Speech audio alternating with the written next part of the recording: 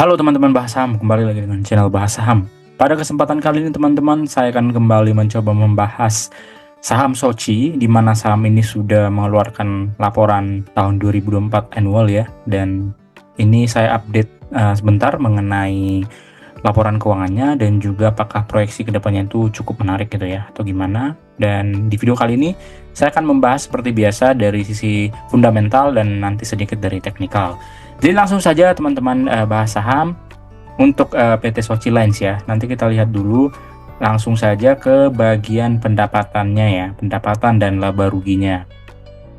Nah untuk pendapatan emiten Soci ini nih, kalau kita lihat di tahun 2024 ini ya, dia mencapai angka 165 juta dalam dolar Amerika Serikat gitu ya. Nah, kalau saya convert langsung ke rupiah ya teman-teman, di sini kurang lebih dengan kurs 15.900 atau 16.000, dia mencatatkan laba bersih itu sebesar 272 miliar rupiah ya kalau dirupiahkan. Nah, sekarang di sini kita lihat dari sisi pendapatannya terlihat menurun ya. Kontribusi laba ini sebenarnya cukup tinggi kalau kita lihat di grafik. Labanya di tahun 2004 ini melonjak signifikan nih dari tahun 2021, walaupun memang di tahun 2020 dia cukup signifikan ya. Tapi 2024 ini juga cukup signifikan. Nah, kenapa? Dari sisi pendapatan jelas tidak ya, karena dari pendapatan saja dia lebih tinggi di tahun 2023 nih. Nah, kita lanjut ke beban pokok pendapatan. Nah, ini yang sangat efisien menurut saya ya. Dari 2023 mencapai angka 131 juta dalam dolar, sekarang hanya 123 jutaan gitu ya. Sehingga laba brutonya otomatis meningkat nih, dan beban usahanya kurang lebih sama. Dan terlihat untuk laba usahanya dari core bisnis emiten ini, Soci ya, mencapai angka 30 jutaan dalam dolar, sehingga di tahun 2023 hanya mencapai 27 jutaan. Nah, kemudian yang signifikan kemudian adalah dari di sini ada penghasilan lain-lainnya. Artinya di sini ada laba pelepasan aset tetap neto, artinya ini penjualan ya, penjualan aset netonya ya kurang lebih ada laba mencapai 1 juta dalam dolar gitu ya. Berbeda di tahun 2023 dia mengalami rugi nih akibat disposal of fixed assetnya. Dan beban keuangannya juga menurun, sehingga dari sisi beban lain-lainnya secara neto ini cukup signifikan berkurang dari periode tahun 2023. Sehingga untuk laba sebelum pajak ini cukup signifikan ya, kurang lebih 9 jutaan dalam dolar teman-teman. Nah, itu artinya cukup signifikan nih kenaikan labanya di tahun 2024 ini. Tapi murni tidak dikarenakan core bisnisnya ya, tapi karena adanya hal-hal lain. Ya, walaupun memang beban pokok pendapatan ini murni dari core bisnis, tetapi cost yang ditimbulkan di sini ini bisa lebih efisien ya, cukup signifikan ya, cukup bagus. Nah, sekarang kita langsung lihat nih dari sisi Excel ya, teman-teman. Nih, di sini ada kenaikan laba 98% di tahun 2024, cukup menarik, dan ekuitasnya juga ternyata cukup signifikan ya, dari 5,8 ke 6,3. Ya, kurang lebih ada 500 miliaran ya meningkat ya. Sehingga di sini juga ada peningkatan 7%, dan bagusnya untuk earning per share-nya itu mencapai angka 39 dibandingkan dengan periode-periode sebelumnya ya, yang hanya mencapai angka belasan gitu ya. Nah, ini cukup menarik menurut saya.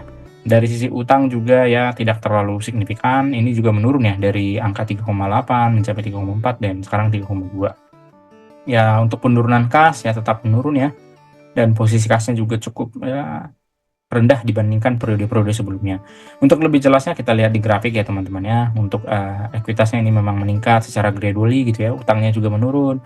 Laba bersihnya signifikan nih di tahun 2024 akibat tadi ya penurunan atau efisiensi beban pokok.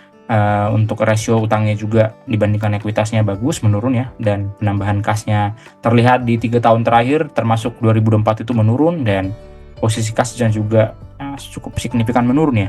Ini mengindikasikan kemungkinan besar untuk tahun buku 2024 juga dividennya tidak ada gitu ya teman-teman, karena posisi kasnya cukup kecil.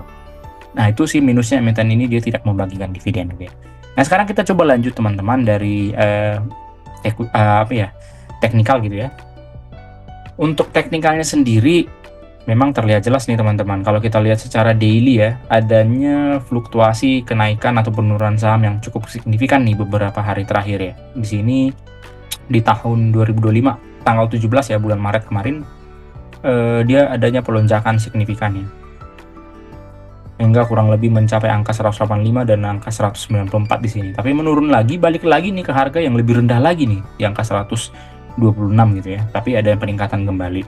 Apakah di sini mengindikasikan adanya